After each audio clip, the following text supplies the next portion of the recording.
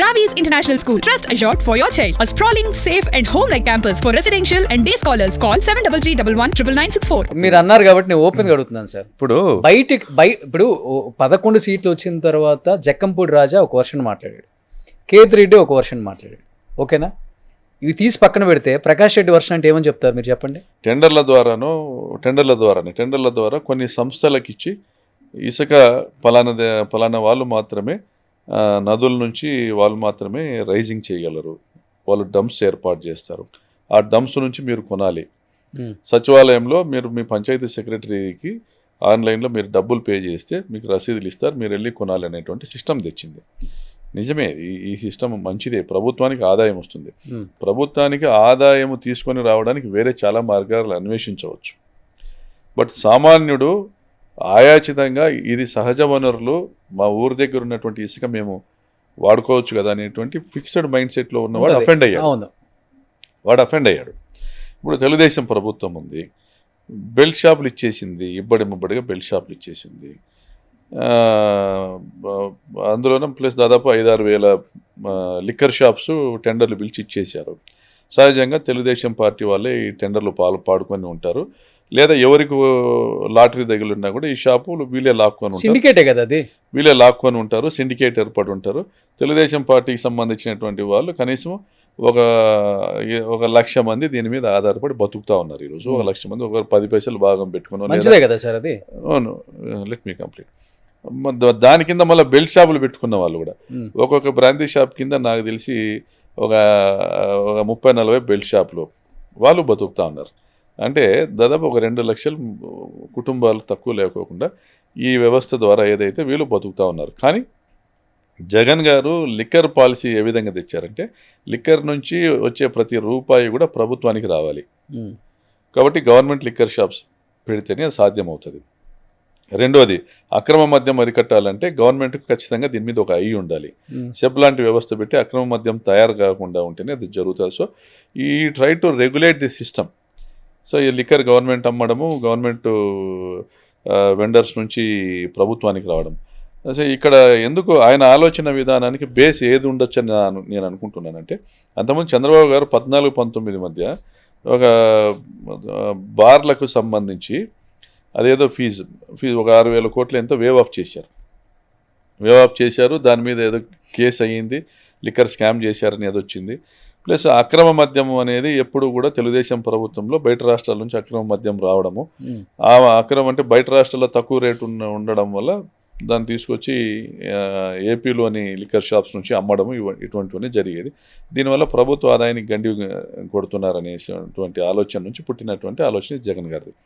So ఫైనల్గా ఏమైందంటే ఆ పాలసీ కరెక్టే, కానీ కొన్ని బ్రాండ్స్ ఏవైతే చంద్రబాబు నాయుడు గారు ఆయన ప్రభుత్వంలో జీవో ద్వారా పర్మిట్ చేసినటువంటి బ్రాండ్స్ను, ఆ ప్రభుత్వంలో కూడా అమ్మినటువంటి బ్రాండ్స్ను ఈ గవర్నమెంట్ షాప్స్ ద్వారా, జగనన్న ప్రభుత్వంలో గవర్నమెంట్ షాప్స్ ద్వారా వాటిని అమ్మకాలు జరుగుతున్నప్పుడు మాకు ఈ బ్రాండ్స్ వద్దు, మాకు పలానా బ్రాండ్సే కావాలనేటువంటి ఒక వివాదం వచ్చింది.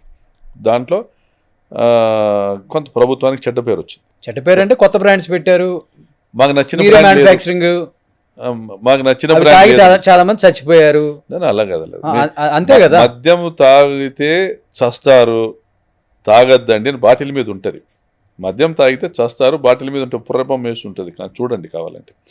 అయితే ఈ పలానా బ్రాండ్స్ ఇచ్చారు, పలానా బ్రాండ్స్ ఇవ్వలేదు అనేటువంటిది ఒక వివాదం అయితే ఉన్నింది.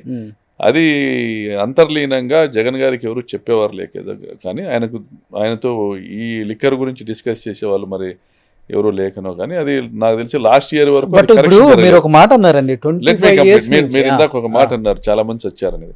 ఇప్పుడు ఈ ప్రభుత్వంలో కూడా మేము కూడా విమర్శ చేశాం. 100 మంది 1000 మంది వాళ్ళ ధన మాన ప్రాణాలను కోల్పోతున్నారు ఈ బెల్ట్ షాపుల వల్ల, ధన మాన ప్రాణాలు కోల్పోతున్నారు అనేసి. ఏ ప్రభుత్వంలోనైనా మద్యం తాగితే పోతారు, లివర్ దెబ్బతింటారు. బట్ నాణ్యమైనటువంటి లిక్కర్ను మీరు ఇవ్వడం వల్ల లివర్ దెబ్బతిన్నదా అంటే అది స్లోగా దెబ్బతింటుంది. టైం ఈజ్ ఏ ఫ్యాక్టర్ అంతే. మద్యం తాగితే, అందుకనే మద్యం ధరలు పెంచుతాము, మద్యం జోలికి వెళ్లకుండా కరెంట్ షాక్ కొట్టేలా చేస్తామనేసి జగన్ గారు అన్నారు.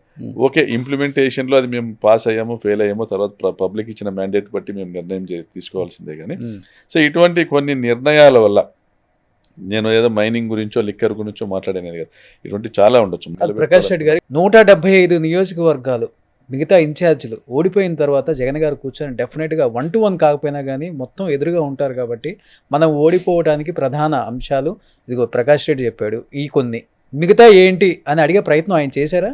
ఎందుకంటే మీకు ఆయనతో ఆ చనువు ఉంది కాబట్టి మీరు వెళ్ళి మాట్లాడవచ్చు, చెప్పొచ్చు, ఆయన అధికారులను పిలవచ్చు, ప్రకాష్ చెప్పింది చేయండి అని చెప్పవచ్చు, అది జరగకపోవచ్చు, లేకపోతే జరిగి ఉండవచ్చు. ఇది పక్కన పెడితే మిగతా ఎమ్మెల్యేలకి ఇంత యాక్సెస్ ఉండదు, వెళ్ళి కలిసి అంత సీన్ కూడా ఉండదు, మధ్యలో ఒక థర్డ్ పర్సన్ ఉంటారు, ఆయన వెళ్ళి చెప్పాలి, ఈయన ఆయనకి చెప్పాలి, అది ఆయనకి కన్వే అవ్వదు, ఇది జరగదు, ప్రజల్లో వ్యతిరేకత వస్తుంది, ఇది కామన్ అనేది ఒకటి ఉంది. Everybody use to meet him, regular గా కలిసేవాళ్ళు, అసెంబ్లీలోనైనా కలిసేవాళ్ళము, లేదా అపాయింట్మెంట్ తీసుకుని వెళ్ళైనా కలిసేవాళ్ళము.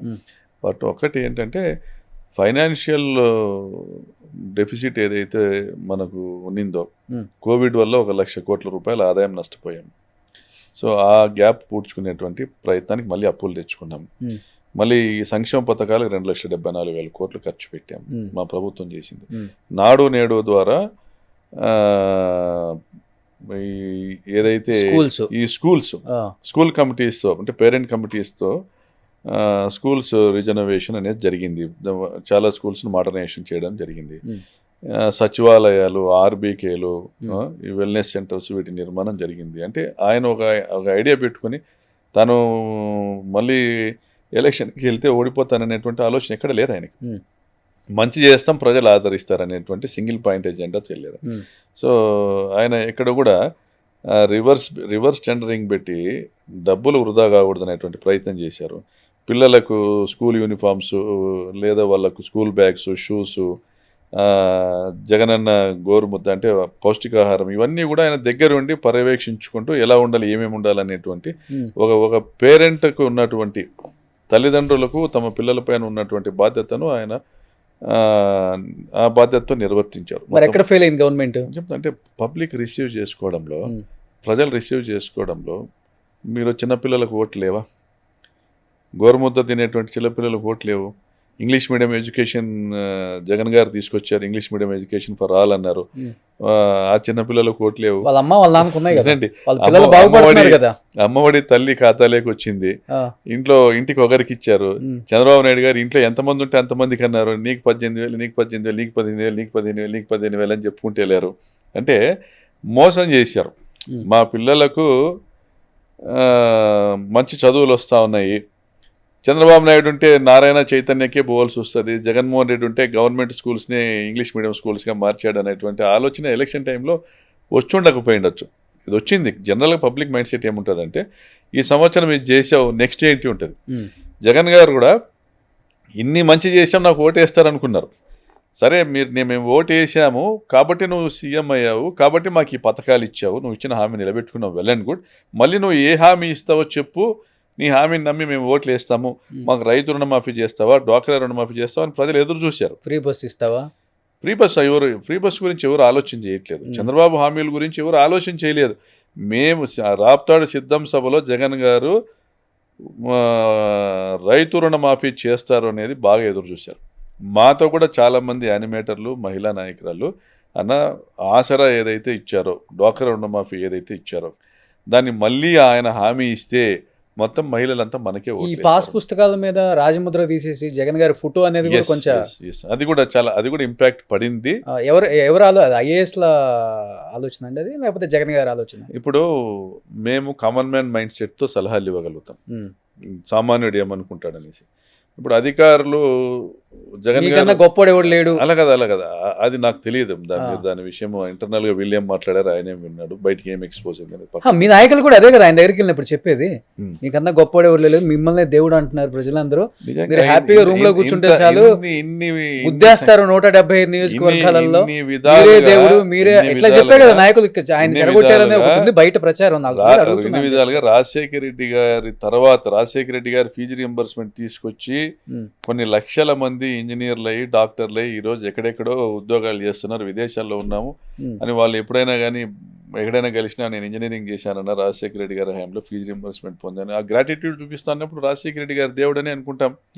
అదేవిధంగా రాజశేఖర రెడ్డి గారు తీసుకొచ్చినటువంటి ఆరోగ్యశ్రీ వల్ల ఎంతోమంది ప్రాణాలు కాపాడుకున్న వాళ్ళు మాకు ఆయన చనిపోయిన తర్వాత నాకు గుండె జబ్బు ఉంటే ఆపరేషన్ చేయించాడు, ఆయన చనిపోయాడు అనేసి విలపించిన వాళ్ళు ఉన్నారు. 600 మంది ఆయన చనిపోతే గుండెలు